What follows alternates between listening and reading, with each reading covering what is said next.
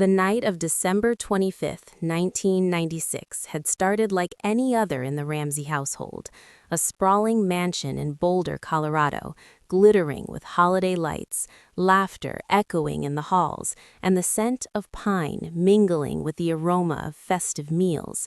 But beneath the cheerful veneer, an uneasy tension lingered, subtle as a shadow at the edge of a room. For 12-year-old Burke Ramsey, the night was a strange mix of excitement and anxiety. His younger sister, JonBenet, was sleeping upstairs, her room decorated with pink satin ribbons and frilly dresses, a princess in her own private kingdom. Burke, on the other hand, felt the weight of his own invisibility, always in the background, always measured, always observed. The Ramsey parents, John and Patsy, moved through the house with practiced perfection. Patsy hummed softly as she tucked presents under the tree, while John, his face lined with the subtle tension of unspoken stress, checked the locks on doors and windows. Their smiles were bright, almost theatrical, masking emotions that neither child could fully comprehend. Burke sensed something unsaid, a silent gravity that clung to the corners of rooms, in the quiet tone of his mother's voice when she glanced toward him, in the way his father's eyes lingered on him longer than usual. Outside, the winter air was crisp, a blanket of snow muffling the usual city sounds. The streetlights cast long, lonely shadows across the driveway. Burke's friends from school often talked about Christmas as a time of magic, but Burke had always felt a darker undertone, an undercurrent of observation, judgment, and expectation. It wasn't that his life lacked joy, but there was a strange pressure in the household, a sense that every move was weighed and measured. Later that night, Burke lay in bed, the soft glow of Christmas lights flickering against his ceiling. His thoughts drifted to JonBenet, her laughter, her antics, her unshakable confidence despite the world's scrutiny of their family. He remembered the moments when he and his sister had quarreled, small battles over toys, space, and parental attention, but also times of tenderness, her soft voice calling his name when he was sad, her wide eyes filled with innocence. Now, those memories were tainted with a strange sense of foreboding, as if the house itself held a secret that had yet to be revealed. The next morning shattered any illusions of ordinary life. The household erupted into chaos as Patsy discovered JonBenet missing from her bedroom. Panic surged through the rooms, echoing off the walls in frantic calls to John and hurried phone calls to authorities. Burke, still in his pajamas, watched in silence, frozen by fear and confusion. He didn't understand what had happened, but he could feel the atmosphere of dread settle over him like a suffocating fog. Detectives arrived swiftly, their presence transforming the Ramseys' home into a stage for the country's attention. Cameras flashed outside, reporters whispered in corridors, and neighbors gathered, their curiosity feeding a maelstrom of speculation. Burke was pulled aside, asked questions he barely understood. His answers were clipped, honest, yet the eyes of adults seemed to search for something deeper, a confession, a hint of guilt, a crack in his composure. The pressure was unbearable, yet Burke held himself still, a small figure dwarfed by the enormity of the situation. The days that followed, the media frenzy intensified. Headlines screamed accusations, insinuations, and theories that made Burke feel as if he were being dissected by 1,000 eyes. Every movement, every expression was analyzed. School became a gauntlet. Whispers followed him through hallways, classmates staring with a mixture of fear and morbid curiosity. He felt himself shrinking, retreating into a private world where he could be safe from judgment, yet the shadows of suspicion seemed to follow him relentlessly. The narrative paints Burke not just as a boy caught in tragedy, but as a witness to the unraveling of his family's image. Interviews with neighbors reveal subtle, strange details: a door left slightly ajar, a conversation cut off mid-sentence, the occasional glimpse of a child's silhouette at a window late at night. Each anecdote adds weight to the growing suspicion, even if it is fueled by conjecture rather than fact. As Burke navigates this new reality, he encounters the first whispers of allegations that will haunt him for years. Anonymous tips, rumors in school, and speculative commentary from local media hint at possibilities he cannot yet grasp. These whispers are like tiny arrows, invisible but piercing, planting seeds of doubt in a boy already grappling with fear, grief, and bewilderment. The story shifts perspective to the detectives observing the household, analyzing the Ramsey family's dynamics with a clinical eye. They note the tension between father and son, the subtle possessiveness of a mother who both adores and pressures her children, and the pervasive aura of expectation that seems to suffocate normal childhood expression. Each observation deepens the sense of unease, transforming ordinary family life into a stage of psychological intrigue. Even as the investigation proceeds, Burke experiences moments of eerie normalcy: school projects, the rare laughter of a friend, fleeting glimpses of his sister in memory. These moments are served as brief respites, tiny islands of humanity in a storm of scrutiny and speculation. Part 1 concludes with a chilling scene: Burke, alone in the Ramsey mansion late at night, wandering the hallways as snow continues to fall outside. The house is silent, except for the soft creaks of the floorboards and the occasional gust of wind rattling the windows. He pauses in JonBenét's empty room, staring at her unmade bed, the ribbons on the dresser catching the moonlight. In that moment, the audience is left with a haunting sense of foreboding, the innocence of childhood irrevocably overshadowed by tragedy, the line between suspicion and reality blurred, and the knowledge that Burke's life will never be the same. The camera metaphorically pans out, showing the Ramsey home surrounded by media vans and flashing lights, a microcosm of the world's obsession. Burke's small figure in the vast, opulent house embodies the tension of the story: a boy caught between grief, public scrutiny, and the invisible weight of allegations that will follow him for years. The winter of 1996 in Boulder was unforgiving. The snow lay thick and cold across the streets, muffling footsteps but amplifying the isolation within the Ramsey home. For Burke Ramsey, the days after JonBenét's disappearance were an endless blur of questions, accusations, and whispered suspicions. Every glance from adults felt heavy, every murmur in the hallway a potential threat. He became a boy who measured his every word, every movement, afraid that even the smallest gesture might be misconstrued. Detectives scoured the house repeatedly, moving with meticulous precision. Cameras flashed, gloves were donned and discarded, every surface photographed, every fingerprint logged. Yet the more they searched, the murkier the picture became.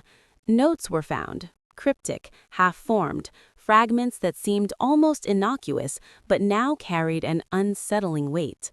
Every minor contradiction in the family's statements was magnified, analyzed, and interpreted as potential evidence. Burke's own memory became a battleground.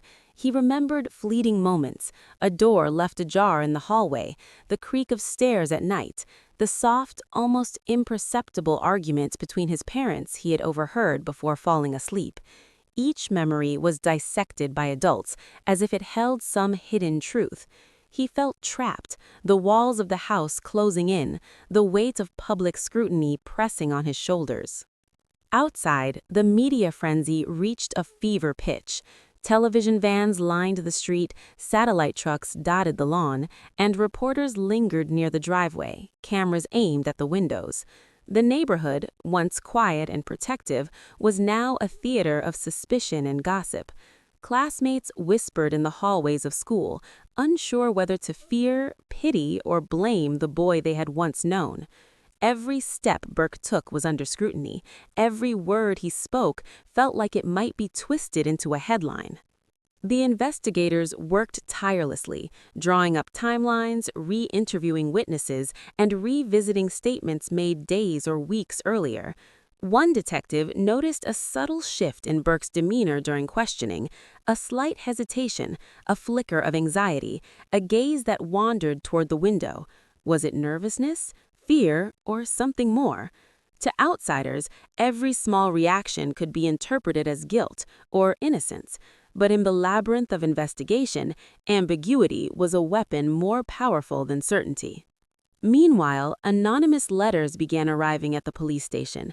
Some were thinly veiled threats, others were speculative confessions from unidentified sources.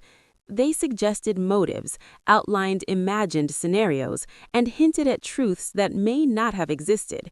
Each letter added another layer to the fog of suspicion surrounding Burke and the Ramsey family.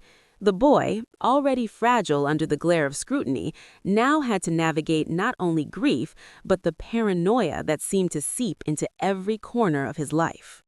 School became a crucible. Friends avoided him, fearful of association. Some were cruel, repeating rumors gleaned from television reports and newspapers. Teachers observed his quiet, withdrawn behavior, but struggled to shield him from the ripple effects of a tragedy that had exploded far beyond the walls of his home. Every whispered word, every sideways glance, every giggle that cut through the classroom like a blade reminded him that normal childhood was no longer an option. At home, the dynamics of the Ramsey household began to shift in subtle, almost imperceptible ways. Patsy oscillated between grief-stricken mother and perfectionist matriarch, demanding appearances of normalcy even as the family's life unraveled. John, determined to maintain control, monitored the investigators' every move, scrutinizing each question, each note, each step of the inquiry. Burke, caught between their conflicting moods and expectations, felt increasingly invisible yet hyper-exposed, a paradox that left him tense and uncertain at every turn. Detectives began to focus on patterns, a misplaced item, a phrase overheard in the hallway, or a subtle expression captured in a photograph could take on sinister significance. Experts were brought in to analyze handwriting, voice patterns, and psychological tendencies. Every detail of Burke's behavior, how he held himself, how he answered questions, how he interacted with his parents, was logged, scrutinized, and interpreted. The intensity of the attention made even ordinary moments feel like interrogations. One chilling evening, as snow fell in heavy flakes and the house was cloaked in silence, Burke wandered into JonBenet's empty room. His eyes lingered on the pink satin ribbons, the dolls carefully arranged on the dresser, the small bed that had once been hers. In that quiet, he imagined scenarios, both real and impossible, feeling the weight of suspicion pressing down upon him. The camera of the narrative pans out. A boy, alone in a large, cold mansion, his innocence questioned by the world, trapped in a labyrinth of rumors, investigation, and grief. Winter deepened over Boulder, casting long, cold shadows across the Ramsey estate. Inside, the household remained a fragile ecosystem of grief, suspicion, and unspoken fears. Burke Ramsey moved through the halls like a ghost, acutely aware of every whisper, every sidewise glance, every camera lens that seemed permanently trained on his life. By now, the outside world had infiltrated the family's private spaces. Neighbors, reporters, and detectives created a constant, invisible pressure, leaving the boy isolated, fearful, and hyper-conscious of every action. The investigation had grown more intricate, threading together timelines, statements, and physical evidence with painstaking scrutiny. For detectives, the Ramsey home was a living puzzle, each family member a potential piece that might complete the picture or obscure it further. Questions about the night of JonBenet's death now extended into shadows from the past, minor incidents, long forgotten, resurfacing as potentially meaningful. A misplaced doll, a whispered argument, a note tucked away in a desk. all details magnified under the microscope of obsession. Burke's role in the unfolding narrative became increasingly complicated. His parents' conflicting messages only added to the tension. Patsy oscillated between gentle reassurance and stern correction, expecting him to remain composed even as chaos consumed the household. John's stern, measured presence communicated authority and concern, yet also left Burke feeling scrutinized under an unrelenting gaze. At times, he felt trapped in a world where the smallest misstep could be interpreted as guilt. Every word, every glance, every hesitation became part of a narrative he could neither control nor escape. It was in these days that subtle cracks in the family's facade began to appear. Investigators discovered letters and diaries tucked away in drawers, the handwriting sometimes cryptic, sometimes anxious. The notes suggested tensions not only between Burke and John Bonet, but also among the parents, moments of quiet resentment, impatience, or unspoken disagreement that, though mundane on their own, took on ominous significance in the context of the investigation.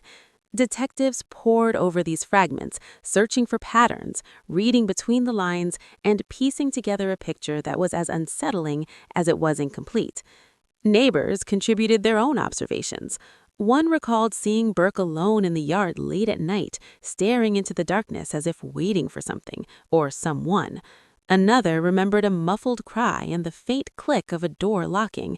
These minor details, once overlooked, were now scrutinized as potential clues. The narrative carefully balances ambiguity, leaving the audience uncertain. Were these innocent events or harbingers of something darker? Meanwhile, forensic specialists re-examined evidence from the original investigation. Handwriting comparisons, DNA retests, and psychological profiling added layers of complexity and contradiction.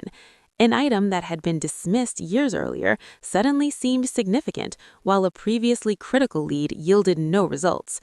Every revelation deepened the sense of mystery and heightened the stakes for Burke, whose life had become a labyrinth of uncertainty.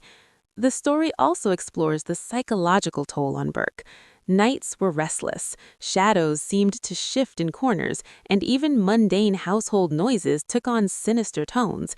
He became hyper-aware of the smallest details, the creak of stairs, the whisper of wind against the windows, the faintest hint of movement in the house. Sleep was rare, and when it came, it was haunted by fragmented dreams where the house was both familiar and alien, populated with accusing eyes and distorted reflections of reality. Tension reaches a peak when investigators uncover conflicting statements from family friends and staff.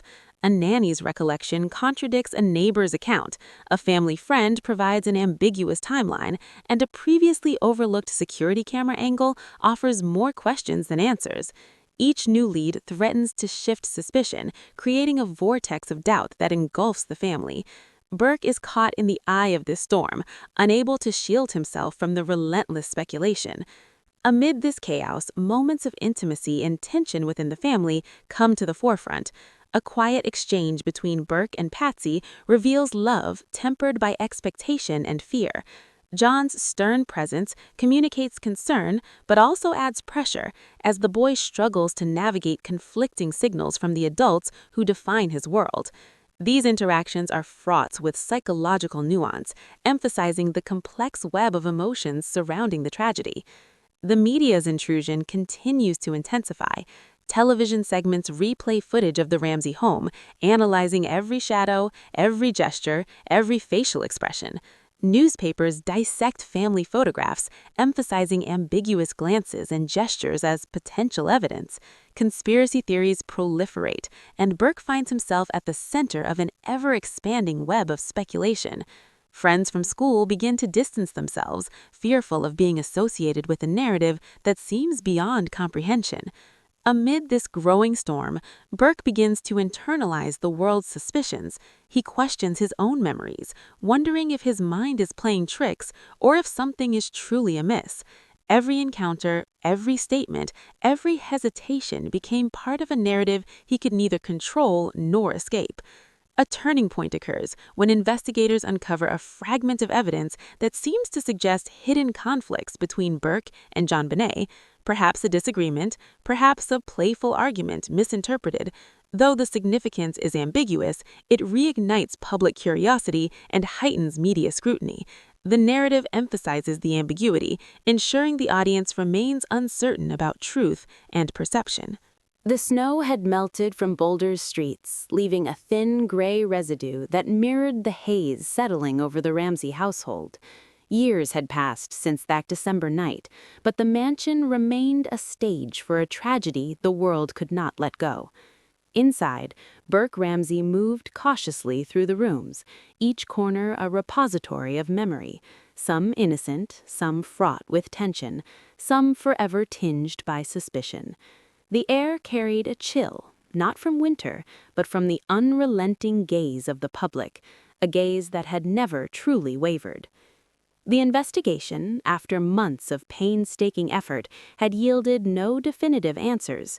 Detectives had compiled evidence, scrutinized witnesses, and re-examined every fragment of the Ramsey family's life, yet the puzzle remained incomplete. Some threads led to dead ends, others sparked controversy but lacked substantiation. Every potential revelation seemed to multiply questions rather than resolve them. Burke, who had grown from a boy into a young man, understood that in the eyes of the world, innocence and suspicion often blurred into indistinguishability. Public opinion remained divided. Some people viewed Burke as a haunted child, unfairly cast into the spotlight and burdened with grief he could not control. Others entertained theories that implicated him, fueled by media speculation, documentaries, and an unending parade of analysts who dissected every available detail.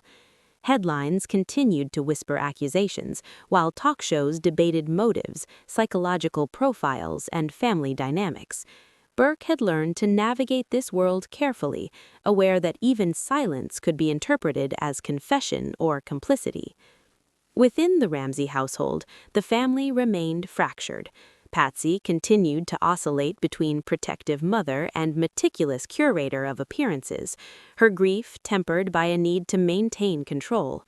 John remained firm, calculating, and vigilant, yet he too bore the scars of public scrutiny, the weight of endless questions, and the gnawing frustration of ambiguity.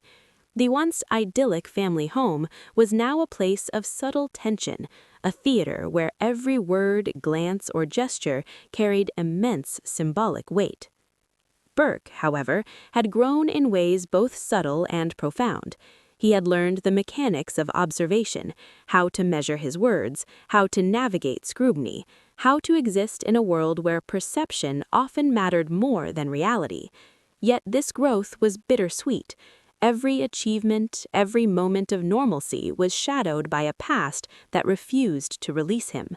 Friends came and went, some drawn to the human resilience he displayed, others repelled by the darkness that had followed him since childhood. Investigators, journalists, and the public never ceased to probe, to theorize, to question. Each new piece of media, documentary, podcast, or news article revived interest in the case, reminding Burke that the world's obsession with tragedy was relentless. Psychological experts debated whether his behavior had been shaped by trauma, by fear, or by circumstances beyond his control. Burke sometimes wondered if anyone could truly separate the boy he had been from the man he had become under a microscope of suspicion. The narrative now turns inward, exploring the weight of living under perpetual scrutiny. Burke's nights were often sleepless, haunted by memories, rumors, and the echoes of a life interrupted. Shadows in the corners of rooms seemed to carry voices, fragments of speculation whispered into the darkness.